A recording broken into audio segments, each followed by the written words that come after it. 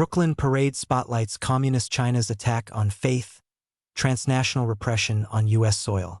More than 1,000 Falun Gong practitioners paraded through Brooklyn's Chinatown over the weekend to highlight the Chinese regime's persecution of their faith and repression of residents on U.S. soil.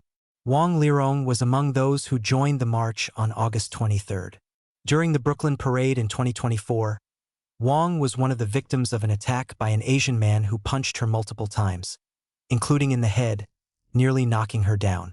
"I really couldn't have imagined it," Wang told the Epoch Times sister media outlet NTD. "In the United States, even with American police officers providing tight security all around us, I was still subjected to this kind of attack." She said she had learned from a court that the attacker had been deported to his home country after being detained for several months. The annual parade was organized by the Global Service Center for Quitting the CCP, a New York-based organization that helps Chinese people to renounce their affiliation with the Chinese Communist Party. It was founded shortly after the Epoch Times published 9 commentaries on the Chinese Communist Party in 2004. The publication contains numerous topics that are considered taboo in China, including the history of the Communist Party and its various crimes against the Chinese people. It has also inspired many Chinese people to renounce their ties with the CCP, a grassroots movement known as Tuidang, or Quit the Party. As of August 24, the organization posted on its website that more than 465 million Chinese people have quit the CCP through its platform. Michael Yu, a representative from the organization, warned that the CCP's repression of Falun Gong in the United States has broader implications for Americans' fundamental freedoms.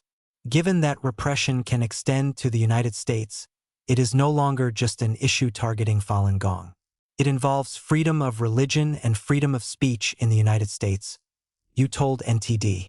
A number of other Falun Gong practitioners in New York City have reported being attacked on the streets. One recent example took place in the Flushing neighborhood in February, when a man struck a resident in the back of the head, knocking her to the ground. She was volunteering at a Falun Gong information booth at the time. Falun Gong, also known as Falun Dafa, is a spiritual practice grounded in the principles of truthfulness, compassion, and forbearance. Introduced to the Chinese public in 1992 by Mr. Li Hongzhi, the practice had spread widely by the late 1990s, with official estimates placing the number of practitioners at more than 70 million in China. On July 20, 1999, the CCP launched a brutal campaign to eliminate the practice, believing its popularity threatened the party's power. In the past 27 years, an untold number of people have been imprisoned, tortured, subjected to forced labor, and killed for their organs. Parade in Chinatown. During the parade, some participants held up banners bearing phrases such as "Stop persecution of Falun Gong," "Support 465 million people quitting the CCP," and "Condemn the Chinese Communist Party's attack on human dignity." The parade also included a marching band and a waist drum team. Guanlian Tao, from the Chinese city of Changchun, the birthplace of Falun Gong, moved to the United States more than 2 years ago. He said he attended the parade to raise awareness of the persecution in his hometown in China. Changchun has long been one of the areas in China where the persecution of Falun Gong has been among the most severe, Guan told the Epoch Times.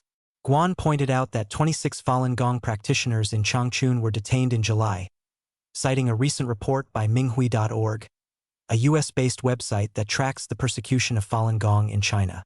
He said that all of them should be released immediately. Among the 26 was 74-year-old Liu Yanchun. According to Minghui.org, 3 police officers from Changchun's Public Security Bureau beat her in 2003, leaving her permanently disabled. In 2012, she was sentenced to 2 years in prison for her faith and was subjected to torture. By joining the parade, Guan hoped to draw greater attention to the persecution of Falun Gong in China and the transnational repression facing the group.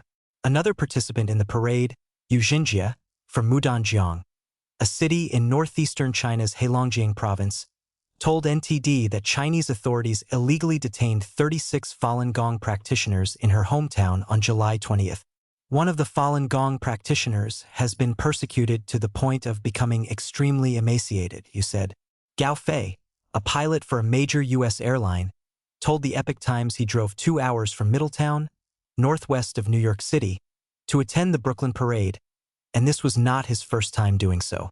In the early days, there weren't as many people watching, Gao said, noting that the number of spectators has grown, with many now pausing to take photos, record videos, and give a thumbs up, to be able to truly speak up for the community and for justice, making a contribution.